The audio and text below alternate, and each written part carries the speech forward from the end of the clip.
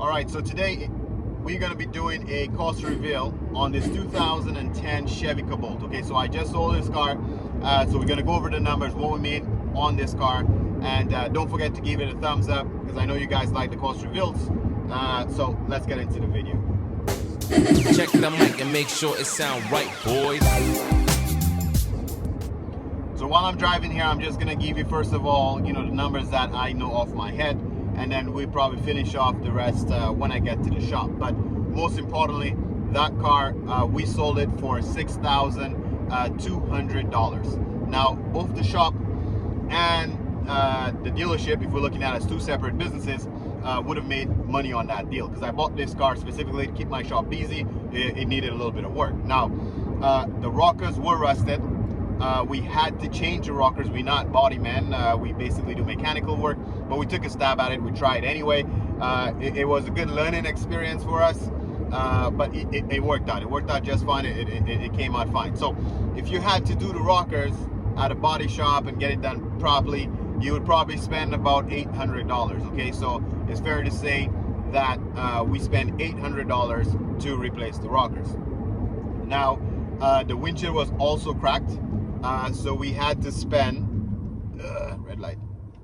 Yeah, so the windshield was cracked. We had to spend $280 to replace the windshield on that car. So rockers replaced, windshield replaced.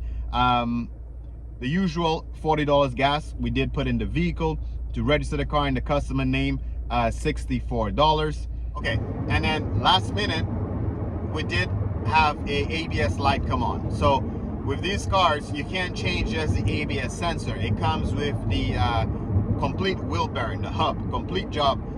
You would have to change wheel bearing and hub assembly with the ABS sensor in this specific model, okay?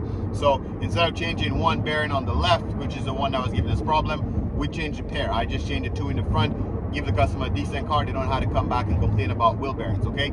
So we did two wheel bearings in the front. Retail on that job is about $300 a bearing, so that would be a $600 job, okay? So yes, the shop made money and the dealership had to spend $600 to get those wheel bearings done. That's what we had to spend to rehab the car.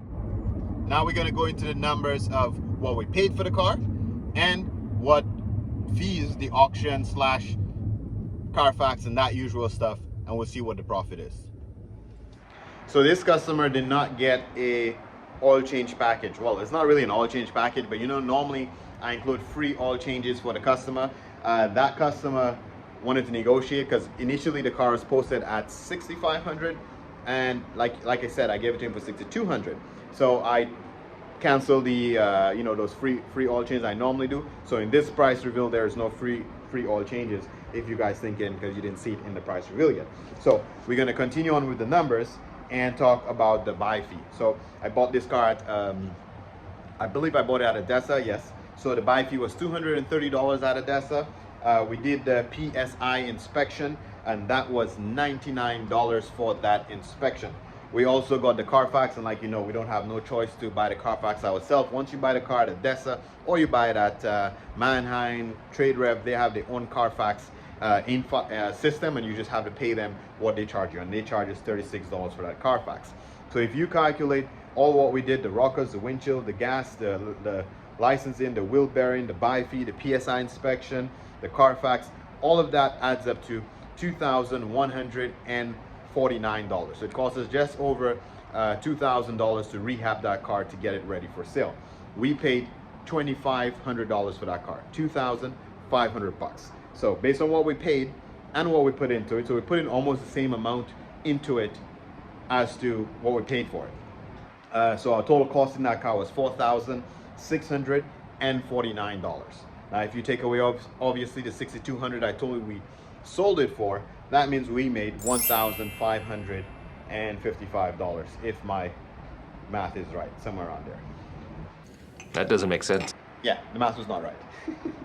$1,151, yeah, not 555. So yeah, we made $1,551 profit on that car. Okay, so Say, hold up, wait a minute, something ain't right. Again, not a bad car, but keep in mind, what you need to be taking away from those cost reveals is When you see you buying those cars for $2,000-3,000, those cheap cars, you have to have almost a W money mentality mindset, or don't buy the car. It's not worth it. You know, it's always key how you buy the car is what I always say, because you can see most times we spend just as much as we bought the car. We spend about the same money to rehab the car in order to get top money for the car. But however, investing $4,000 and making, you know, $1,500 in your money, that's pretty good, you know. I guess we can do the math and put a percentage up there, because I didn't do the math on that yet. But that's a pretty good return on your investment. But if you buy, I keep saying, a $50,000 car and make $1,000 or even $3,000 on it, it's not really worth it. Shit, even if you make $4,000 on it, it doesn't make sense to spend $50,000-$60,000 to make $4,000. Okay, and a customer paying you $50,000 will give you a whole lot of different headache than a customer paying you $4,000 or $5,000 for a car. Okay, keep that in mind. Hopefully those cost reveals help you make some good decisions for your own business. Thanks for watching, and I'll catch you in the next one. Peace. Don't forget to thumbs up. Okay.